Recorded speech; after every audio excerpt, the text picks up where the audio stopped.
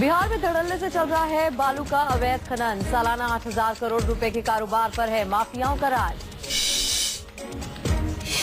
बालू माफिया कर रहे हैं बिहार में बालू की कालाबाजारी। आपूर्ति में कमी और कीमतें बढ़ने से कई डेवलपमेंट प्रोजेक्ट अधर में लटके।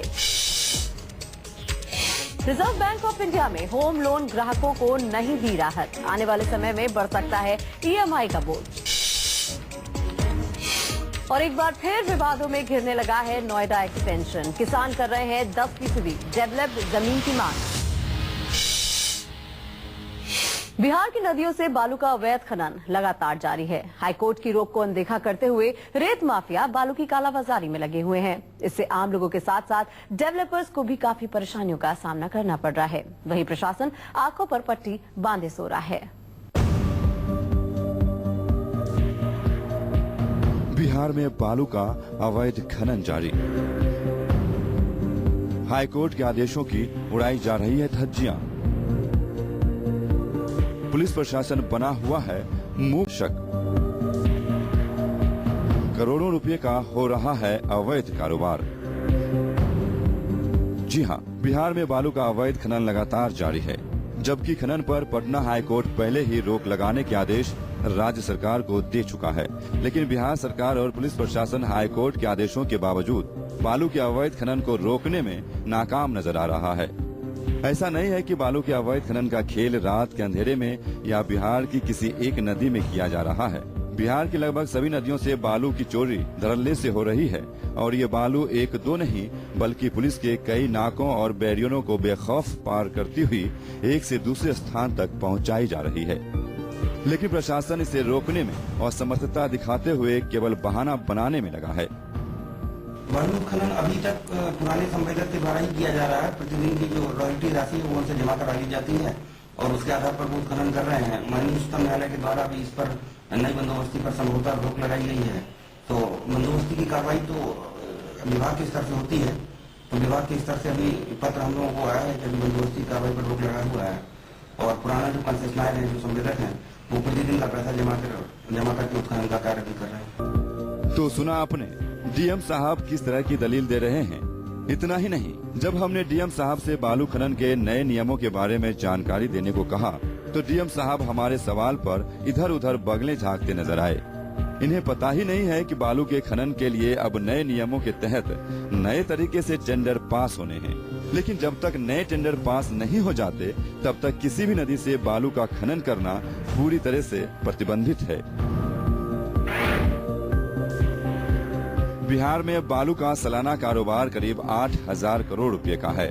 8,000 करोड़ के इस कारोबार से बिहार सरकार को 2012-13 में महज 511 करोड़ का राजस्व मिला, जो कि 2013-14 में कुछ बढ़कर सिर्फ 641 करोड़ रुपए पर पहुंच पाया। बिहार की नीतीश सरकार ने राजस्व को बढ़ाने और बालू माफियाओं पर नकेल कसने के लिए अगस्त 2013 में एक नई नीति बनाने की घोषणा की थी। इस योजना को मंत्रिमंडल से मंजूरी भी मिल गई थी, लेकिन सरकार ने नई नीति के तहत जो टेंडर निकाला उसको लेकर पटना हाईकोर्ट में एक मामला दायर हुआ, जिसके बाद से बिहार में नदियों से बालू खनन पर रोक लगा दी गई। लेकिन इस रोक का एक दिन भी पालन नहीं हो पाया। इससे उलट बालू माफियाओं की चांदी हो गई। बालू की कीमत आसमान पर पहुंच गई। जहां पहले एक टेलर बालू की कीमत 14 से 1500 रुपए थी, वहीं बढ़कर 22 से 2500 रुपए हो गई है। कई जगहों पर तो इसकी कीमत कई गुना ज्यादा बढ़ चुकी है। ट्रैक्टर का ही रेट है 1,200 रुपया 2,300 रुपए जो ट्रैक्टर जो बालू मिल रहा था, अभी चोरी छिपे 10,000 रुपए तो एक ट्रैक्टर मिल रहा है। बालू के चलते पूरा काम हम लोग का बंद के कगार पे है। बिहार में लाल बालू का खनन पटना, भोजपुर के अलावा लखीसराय से होता है। लखीसराय में तो बालू माफियाओं ने अवैध खनन के लिए जेसीबी तक लगा रखी है। साथ ही 24 घंटे यहां से बालू राज्य के दूसरे स्थानों के अलावा दूसरे राज्यों तक पहुंचाई जा रही है। राज्य सरकार की आंखों के नीचे चल रहे बालू के अवैध खनन पर राज्य सरकार के साथ पुलिस प्रशासन मूक दर्शक बनकर न सिर्फ हाईकोर्ट के आदेशों की धज्जियां उड़ा रहे हैं, बल्कि पर्यावरण की नजर से नदियों के अस्तित्व को भी खतरे में ला रहा है। देखना होगा कि कब बिहार सरकार की नींद टूटेगी और बिहार में कब रुकेगा बालू के अवैध खनन का कारोबार। आरा से मनीष कुमार और अमिताभ ओझा के साथ राजीव रंजन, दिल्ली न्यूज 24। घर का सपना आने वाले दिनों में हो सकता है महंगा। आने वाले दिनों में होम लोन पर ईएमआई में बढ़ोतरी देखने को मिल सकती है, क्योंकि रिजर्व बैंक ने रेपो रेट में 25 बेसिस पॉइंट की बढ़ोतरी कर दी है।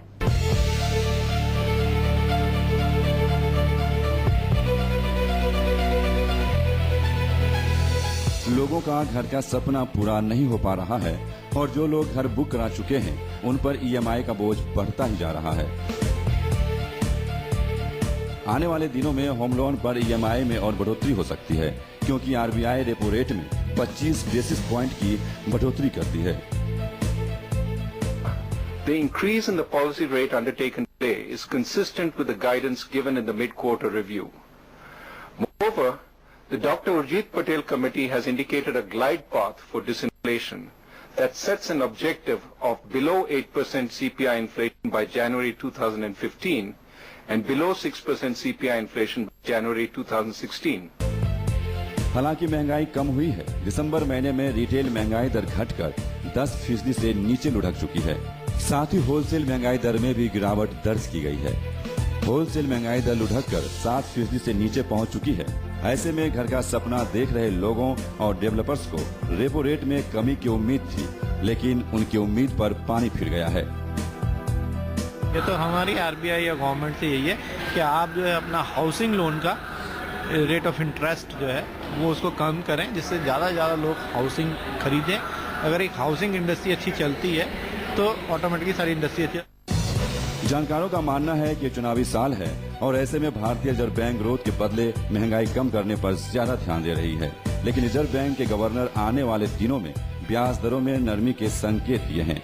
ऐसे में उम्मीद की जा रही है कि चुनाव के बाद ब्याज दरों में गिरावट की शुरुआत हो सकती है और लोगों को महंगी ईएमआई से राहत मिल सकती है। राजीव रंजन, दिल्ली न्यूज 24।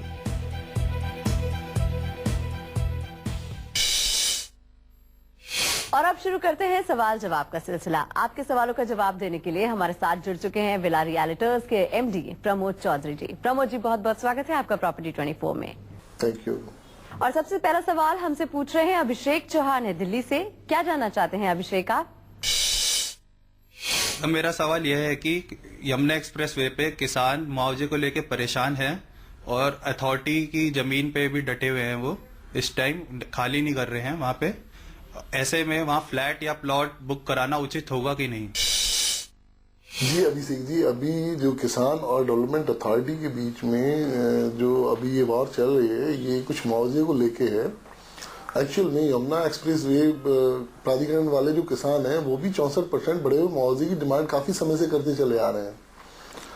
इसी वजह से बहुत सारी जमीन पे अभी उन्होंने अपना कब्जा बरकरार रखा हुआ है, लेकिन अब ये समस्या बहुत जल्द सुलझने वाली है। डेवलपमेंट अथॉरिटी की अभी जो एक बोर्ड मीटिंग हुई थी उसमें ये डिस्कशन भी हुआ है, लास्ट टाइम जो मीटिंग हुई है, और ये 64% मुआवजा बढ़ा के उन किसानों को भी देने की योजना के ऊपर बहुत जल्दी काम होने वाला है। अभी फिलहाल डेवलपमेंट अथॉरिटी के पास कुछ फंड्स क्राइसिस है और ये चीज बहुत जल्दी से लेकिन सुलझने वाली है। तो वहाँ निवेश करने में ऐसी कोई परेशानी आज भी नहीं है। ये चीज तो रिजॉल्व तो होनी ही होनी है। और जिन जमीनों पे कब्जा है डेवलपमेंट अथॉरिटी का, वहां पर अभी भी काम चल ही रहा है, तो आप निवेश कर सकते हैं, कोई दिक्कत नहीं है। तो अभिषेक, उम्मीद करते हैं कि आपको अपने सवाल का जवाब मिल गया होगा। अगला सवाल हमसे पूछ रहे हैं आशुतोष है हिसार से। क्या जानना चाहते हैं आप? डीडीए ने लैंड पुलिंग पॉलिसी को मंजूरी दे दी है। इससे क्या दिल्ली में सस्ते घर मिलेंगे? इससे लोगों को क्या फायदा होगा दिल्ली में? आशुतोष, बहुत ही वैलिड क्वेश्चन आपने पूछा। डीडीए ने लैंड पुलिंग पॉलिसी को बढ़ावा करके बहुत अच्छा ही डिसीजन लिया है, जिससे लोकल वहां के किसानों को भी बहुत बेनिफिट होगा और आने वाले समय में दिल्ली की आम जनता को भी इसका बेनिफिट मिलेगा, क्योंकि बहुत सारे ऐसे ऑप्शंस निकल के आएंगे जगह जगहों पे, और नए ऑप्शंस आने से बट नेचुरल घरों की कीमत में तो सस्ती होंगी दरें घर की, और इसका फायदा आम पब्लिक को पूरी तरह से पहुंचेगा। और अगला सवाल हमसे पूछ रही हैं प्रीति मिश्रा है कानपुर से। जी प्रीति, क्या जानना चाहती हैं आप? ग्रेटर नोएडा या यमुना एक्सप्रेसवे पे फ्लैट खरीदना चाह रही हूँ, पर कंफर्म नहीं कर पा रही हूँ, तय नहीं कर पा रही हूँ कि दोनों में से कौन सा अच्छा होगा। फर्स्ट ऑफ ऑल तो आपको ये डिसाइड करना पड़ेगा कि जो आप घर खरीदना चाहते हैं वो रहने के पॉइंट ऑफ व्यू से आप खरीदना चाहते हैं या इन्वेस्टमेंट पॉइंट ऑफ व्यू से, क्योंकि दोनों ही चीजें एकदम से एंटायर डिफरेंट है।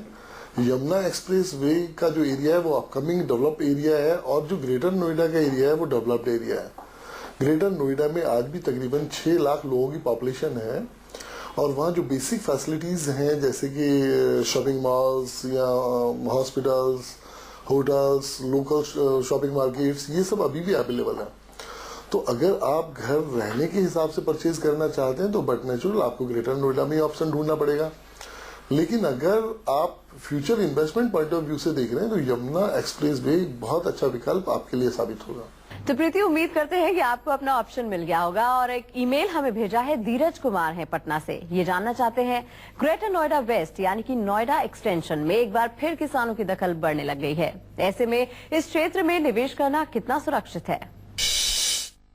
धीरज जी, देखिए, जो आप बात कर रहे हैं किसानों की दखल बढ़ने की, तो ये कोई ऐसा नहीं है मुद्दा कि जो किसानों ने अभी अभी नया उठाया हो। एक्चुअल में किसानों का 64% मुआवजे को लेके जो मामला कोर्ट ने डिसाइड किया था वो तो रिजॉल्व हो ही चुका है, लेकिन अभी भी जो उनका 10% जमीन को लेके मामला था या बहुत सारा जो बैक लीज होने वाला मामला था वो अभी भी अधर में लटका हुआ था। तो उसको लेके किसान आज फिर दोबारा से तेजी से जो है उस मामले को रिजॉल्व करने के लिए डेवलपमेंट अथॉरिटी पे दबाव बना रहे हैं, लेकिन कहीं थोड़ा सा लैंड बैंक की कमी होने की वजह से डेवलपमेंट अथॉरिटी वो 10% का निवारण अभी नहीं कर पा रही है, लेकिन बहुत जल्दी से ये निवारण हो जाएगा। रही बात निवेश करने की, तो निवेश करने में आपको कहीं कोई टेंशन नहीं है, क्योंकि अगर आप ग्रेटर नोएडा वेस्ट में जाके अगर आप देखेंगे तो जितने भी प्रोजेक्ट हैं वो अपने पूरी तेजी से सभी में काम चल रहा है और सारे प्रोजेक्ट ऑन टाइम डिलीवर्ड हो जाएंगे। और एक और ईमेल हमें भेजा है महेश अग्रवाल है भटिंडा से। ये जानना चाहते हैं ready to move in flat खरीदना बेहतर है या फिर लॉन्चिंग के समय फ्लैट बुक कराना ज्यादा फायदेमंद होता है? जी महेश जी, देखिए महेश जी, दोनों ही चीजों के अपने अपने फायदे और अपने अपने नुकसान भी हैं। जैसे कि अगर हम ready to move in property की बात करें तो किसी भी एरिया में ready to move in property जिस दाम पे हमको मिलती है, लॉन्चिंग में प्रॉपर्टी उसके जस्ट आधे दाम पे हमें किसी भी एरिया में मिलती है। जैसे कि फॉर एग्जांपल अगर हम नोएडा की बात करते हैं तो नोएडा में अग्रवाल जी कोई भी प्रॉपर्टी अगर आप रेडी टू मूव इन लेते हैं तो उसका प्राइस एटलास 8 से 9 हजार रुपए पर स्क्वायर फीट आपको मिलेगा। इससे कम पे कोई भी ready to move in property आपको नहीं मिल पाएगी। वहीं अगर हम प्री लॉन्चिंग वाली प्रॉपर्टी की बात करते हैं तो वो इजीली आपको 4 और 5 हजार रुपए के बीच में मिल जाएगी, यानी कि आप 50% लेस रेट पे आप प्रॉपर्टी परचेज कर रहे हैं। उधर ready to move in property का आपको जो एक बेनिफिट मिलता है वो डे वन से आप रेंटल एक वैल्यू आप ले सकते हैं, लेकिन वहीं अगर हम प्री लॉन्चिंग वाली प्रॉपर्टी का जो बेनिफिट हमको मिलता है वो रेंटल वैल्यू से कहीं बहुत ज्यादा होता है। तो दोनों ही चीजों के अपने अपने फायदे और अपने अपने नुकसान है। ये तो आप ही को डिसाइड करना है कि आप रेंटल वैल्यू लेना चाहते हैं या वैसे आपको अप्रिसिएशन में ज्यादा बिलीव है। और अब हम आपको सैर करवाते हैं दुनिया की 10 सबसे महंगी इमारतों की। दुनिया की 10 सबसे महंगी इमारतों में एक इमारत भारत में भी है जिसका नाम है एंटिला, जो कि दुनिया के सबसे अमीर लोगों में से एक मुकेश अंबानी का घर है। साल 2010 में मुकेश अंबानी ने मुंबई में जब अपना आशियाना बनाया तो भारत के साथ ही पूरी दुनिया की नजरें उस पर टिकी हुई थी। और हो भी क्यों ना, ये भारत में बनी अब तक की सबसे महंगी इमारत जो थी। लेकिन क्या आप जानते हैं कि दुनिया में एंटिला से महंगी भी इमारतें हैं? दुनिया की सबसे महंगी इमारतों की बात करें तो इसमें सबसे पहले नंबर आता है सिंगापुर के मरीना बे सैंड्स का, जिसे 2010 में बनाया गया था और जिसे बनाने में कुल 5 अरब 50 करोड़ डॉलर का खर्च आया था। दूसरे नंबर पर आता है सिंगापुर का ही रिजॉर्ट वर्ल्ड सेंटोसा, जिसे बनाने में कुल 4 अरब 93 बिलियन डॉलर। दुनिया में तीसरी सबसे महंगी इमारत है यूनाइटेड अरब अमीरात के शहर अबू धाबी का एमिरेट्स पैलेस। इस शानदार पैलेस को बनाने में कुल खर्च 3 अरब डॉलर का आया। चौथे नंबर पर आता है अमेरिका के शहर लास वेगास में बना द कॉस्मोपॉलिटन। इस इमारत को 2010 में तैयार किया गया था और इस बिल्डिंग को बनाने में कुल 3 अरब 90 करोड़ डॉलर का खर्च आया था। पांचवें नंबर पर आता है अमेरिका के न्यूयॉर्क शहर में 2012 में तैयार किया गया वन वर्ल्ड ट्रेड सेंटर, जो इस समय अमेरिका की सबसे ऊंची इमारत भी है। इस इमारत को तैयार करने में कुल 3 अरब 80 करोड़ डॉलर का खर्च आया था।